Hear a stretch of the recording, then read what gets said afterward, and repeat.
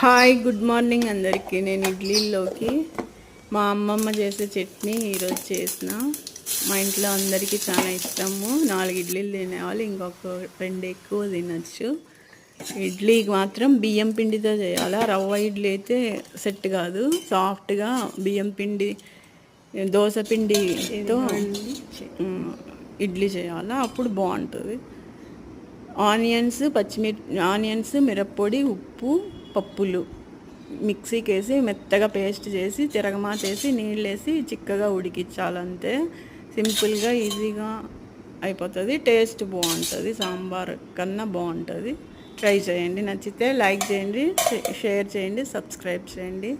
Thanks for watching. Bye. పిల్లరౌద్రమన్.